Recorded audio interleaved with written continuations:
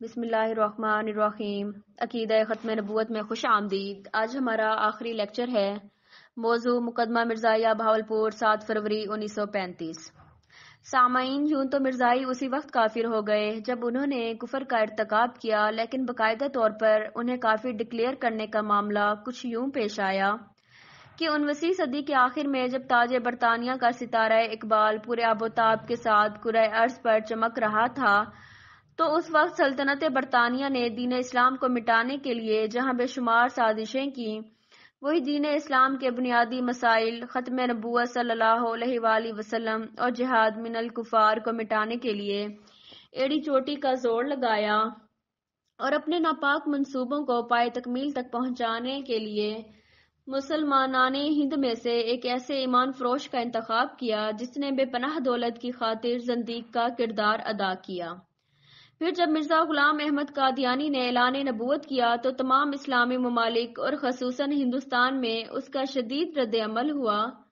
پورے عالم اسلام کے علماء کرام اور قضاء نے مرزا قادیان اور اس کے ہم خیالوں کے خلاف ارتداد اور تکفیر کے فیصلے اور فتاوی جاری کیے۔ تمام مکاتب فکر کے علماء نے اپنی ذمہ داری کا بر وقت احساس کرتے ہوئے اپنے تمام تر فرعی اختلافات کو پس پشت ڈال کر ایک سیسا پلائی دیوار بن کر اس فتنے کا سدباب کیا۔ اب ہم مقدمہ مرزائیہ بہاولپور کا جائزہ لیتے ہیں۔ مقدمہ مرزائیہ بہاولپور کا بنیادی نقطہ یہ تھا کہ عقیدہ ختم نبوت ضروریات دین میں سے ہے۔ اس کا ثبوت قرآن مجید، احادیث رسول صلی اللہ علیہ وآلہ وسلم، اجماع امت اور عقل سلیم کی روشنی میں تسلیم شدہ ہے۔ اس کا انکار باعث انتشار فی الدین اور سبب زوال مومنین ہے، کیونکہ اجرائے نبوت کا عقیدہ قرآن کریم میں ترمیم کا دروازہ کھولتا ہے، نیز فرمان محمدی صلی اللہ علیہ وآلہ وسلم کو حرف آخر تسلیم نہ کرنے کا پیش خیمہ بناتا ہے۔ لہذا ہر مسلمان کا فرض ہے کہ عقیدہ ختم نبوت کا سپاہی بن کر تحفظ دین، صیانت قرآن اور پاسداری فرمان رسول صلی اللہ علیہ وآلہ وسلم میں اپنا کردار ادا کرے۔ یہی وہ نقطہ تھا جس کی بنا پر حضرت علامہ غلام محمد محدث گھوٹوی رحمۃ اللہ علیہ کی قیادت میں مختلف مسالک کے علماء کرام نے اپنی جان جوخم میں ڈال کر اپنا تن من دھن لوٹا کر شریعت محمدیہ صلی اللہ علیہ وآلہ وسلم میں منمانی ترمیم کا دروازہ ہمیشہ کے لیے بند کر دیا اور امت محمدیہ کو دشمنان اسلام کی نقب زنی سے بچا لیا۔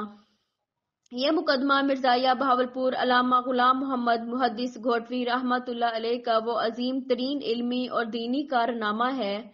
جس میں آپ کی 9 سال شبانہ روز انتھک جد و جہد کی بدولت اللہ تعالیٰ نے اہل اسلام کو فتح یاب کر کے سرخرو فرمایا۔ حضرت گھوٹوی صاحب نے عدالت سے جہاں تحفظ ختم نبوت کا قانون پاس کرا کر غلامی محمد صلی اللہ علیہ وآلہ وسلم کا پروانہ حاصل کیا، وہیں خلق خدا سے فاتح مرزائیت کے لقب سے مشرف ہوئے۔ اس مقدمے کا آغاز اس سوال سے ہوا کہ آیا کوئی مرد جو حضرت صلی اللہ علیہ وآلہ وسلم کو اللہ کا آخری نبی نہیں مانتا بلکہ کہتا ہے کہ حضور صلی اللہ علیہ وآلہ وسلم کے بعد بھی نبی آ سکتا ہے، کیا ایسے مرد کا نکاح کسی ایسی عورت سے ہو سکتا ہے جو ختم نبوت پر یقین رکھتی ہے اور کہتی ہے کہ سرور عالم صلی اللہ علیہ وآلہ وسلم کے بعد کسی نبی کے مبعوث ہونے کی کوئی گنجائش دین اسلام میں نہیں ہے؟ دلائل شرعیہ کی روح سے حضرت گھوٹوی صاحب نے عدالت بہاولپور سے یہ فیصلہ صادر کروایا کہ ایسے مرد اور عورت کا باہمی نکاح جائز نہیں، اور اس صورت میں کہ بعد از نکاح وہ مرد مرزائی ہو گیا ہے، اس کا نکاح مسلمان عورت کے ساتھ فسخ ہے اور عدالت اس فسخ کا اعلان کرتی ہے۔ حق و باطل کے مارکے کے روئے داد کچھ اس طرح ہے۔ مسمہ مولوی الہی بخش اور عبدالرزاق باہمی رشتہ دار تھے۔ عبدالرزاق کی ہمشیرہ مولوی الہی بخش سے بیاہی ہوئی تھی۔ مولوی الہی بخش نے اپنی دختر جن کا نام غلام عائشہ تھا، آپ کا نکاح ان کے ایام صغیر سنی میں ہی عبدالرزاق سے کر دیا۔ غلام عائشہ مولوی الہی بخش کی سابقہ بیوی کے بطن سے تھی اور عبدالرزاق نے اس دوران مرزائیت کو اپنا لیا تھا۔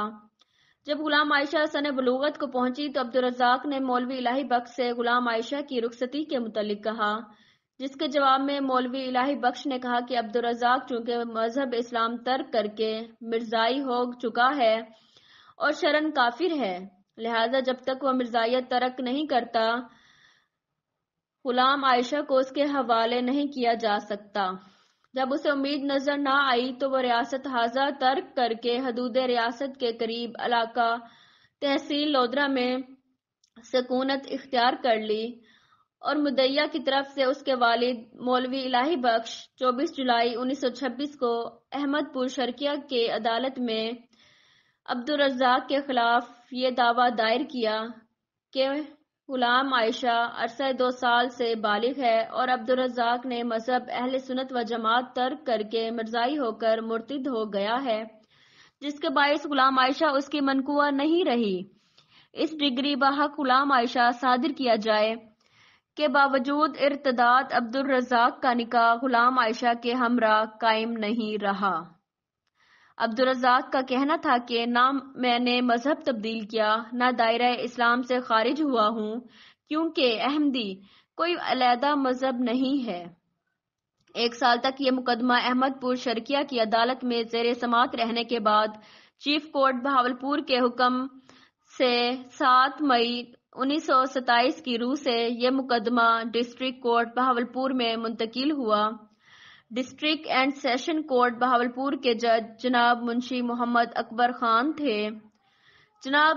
جج محمد اکبر خان کا مختصر تعارف۔ جناب محمد اکبر خان کے حالات زندگی پر مختصر نظر ڈالی جائے تو ان کی زندگی کا ایک ایک دن اسلامی روایات کا آئینہ دار محسوس ہوتا ہے۔ آپ اکتوبر 1893 کو آبائی شہر خیرپور میں پیدا ہوئے۔ آپ کا سلسلہ نسب سلطان محمود غزنوی کے ساتھ جا ملتا ہے۔ آپ کے والد بزرگوار اللہ دتا مرحوم چیف کورٹ بہاولپور میں ریڈر تھے اور نہایت متقی اور پرہیزگار انسان تھے۔ منشی اللہ دتا مرحوم کے 3 بیٹے تھے، محمد انوار فیروز، محمد اکبر خان اور محمد اشرف، جن میں سے محمد اکبر خان نے ابتدائی تعلیم مقامی اسکول سے حاصل کی اور ساتھ ہی دینی مدرسہ سے مذہبی تعلیم بھی حاصل کرتے رہے۔ پھر ہائی اسکول بہاولپور سے 1910 میں میٹرک کرنے کے بعد صادق عباس کالج سے FA 1913 میں کرنے کے بعد اسلامیہ کالج لاہور سے گریجویشن کرنے لگے۔ اسی دوران ماہ جولائی 1914 میں والد کا سایہ سر سے اٹھ گیا اور ان کے لیے مزید تعلیم حاصل کرنا مشکل ہو گیا، لیکن آپ کے بھائی محمد انوار فیروز نے شفقت کے ساتھ ان کے تعلیمی اخراجات برداشت کیے تھے۔ جب انہوں نے BA اعزاز کے ساتھ پاس کر لیا تو LLB میں داخل ہوئے۔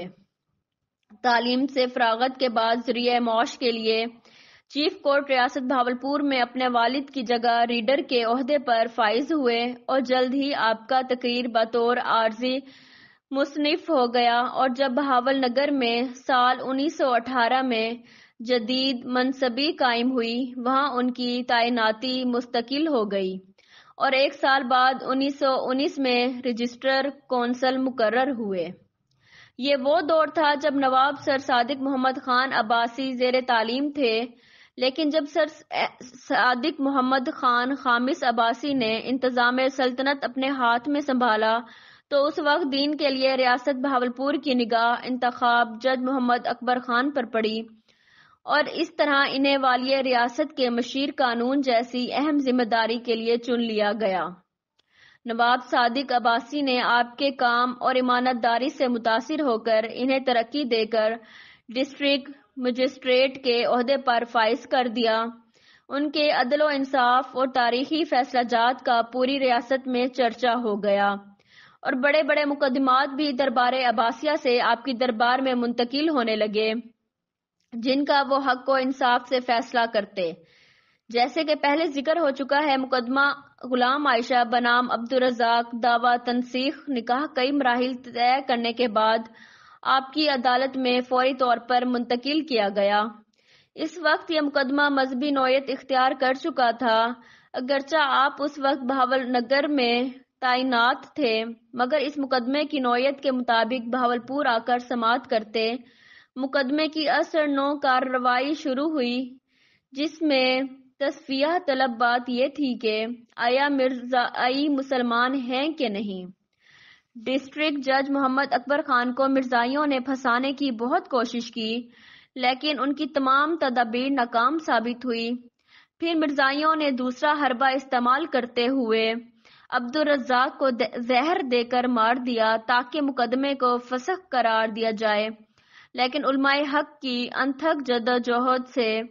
اور ڈسٹرکٹ جج محمد اکبر خان کی کمال عدل و انصاف اور محنت کی بدولت 7 فروری 1935 بمطابق 3 ذی القعدہ